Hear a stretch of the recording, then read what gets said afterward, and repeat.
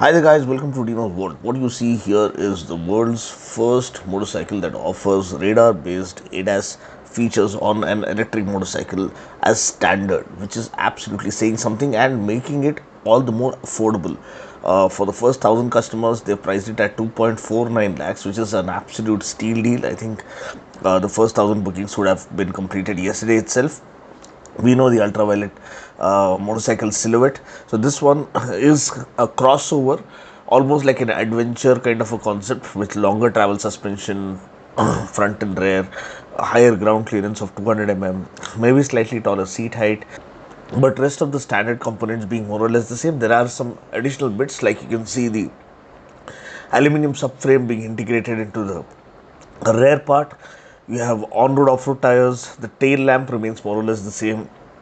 Turn blinkers again are slightly different. Again, the rear mudguard is different. You have integrated dash cam, front and rear, two dash cams with a dedicated secondary display. How good is that? You can see the radar at the back, and also you have the radar functions to include blind spot monitoring, overtake alert, rear collision warning, and lane change assist. These are the four functions that the ADAS or the radar based ADAS does here. And as you can see, the design silhouette is far more appealing. The battery pack is the same 10.3 kilowatt hour battery pack. The range is the same, 323 kilometers IDC range, and the power is 40 bhp, and the torque that goes to the rear wheel is 610 newton meters. That's kind of a first. So can't wait to experience the kind of torque it has on offer. The headlamp again remains more or less the same. This is a slightly accessorized variant with auxiliary lamps. The front beak highlights the slightly ADV on off-road capability of this motorcycle. It looks like a multi-strada or a slightly the hyper-motard kind of a design silhouette. Crash guard up front to give good robust build quality. This is the black color variant, and there you have integrated charger. Again, that's kind of a first for ultraviolet. So they've given an integrated charger. You don't have to run around carrying the charger.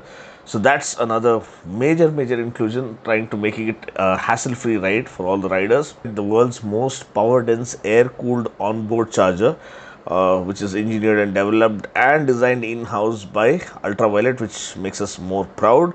Yes, it is compatible with Type 2 charging solutions, making it much more universally usable. Apart from this, as I told you, the brakes are the same, 320 disc up front, 230 disc at the back. Suspension maybe 43 or 41 They look nice and chunky, gold anodized forks. You do get a Type C mobile charging port on board. You get industry first all-terrain radial tires. That's really good. Again, 10th gen Bosch switchable dual channel ABS.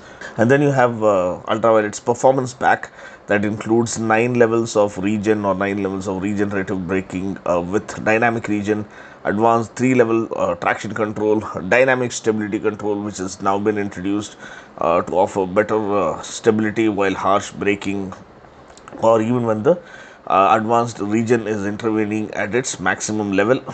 You have dual channel ABS, you have hill hold function, you have Violet AI. So it's feature packed, feature loaded, and can't wait to ride this. The swing arm again gets a revision here. It's not the regular aluminum swing arm that we see on the Super Street or the F77 series. So this one is slightly different, maybe a little more sturdier and rugged to take on rugged terrain.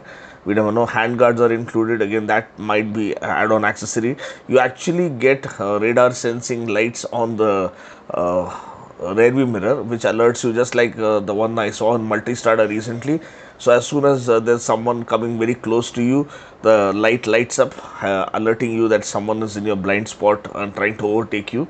So that's another good thing. So you get a front visor as well, front windscreen to fend off wind blast. So what do you think about this new crossover motorcycle? Do you think India is ready to embrace one? Do you think India is ready to actually accept one? So do you think we are ready for the electric revolution? Yes, they are trying to offer revolutionary features never seen before, and also making it a supreme value, because dual dash cam, secondary display, ADAS or radar based ADAS as standard right from the base variant. This has value written all over it. And we have the tried and tested battery pack, which has proven itself with time, offering decent amount of range. People have claimed more than 200 kilometers even when riding more than 80 kilometers per hour. So this concludes the first look overview of the X47. What is your opinion? Would you feel slightly attracted to give up the ICE vehicles and embrace the EV revolution with the X47, because it has a lot more things happening for you to become a convert and start using an EV motorcycle for long distance riding in the real world scenario? Feel free to comment below and let me know. I'll catch you guys in the next video. Until then, take care, God bless, and ride safe.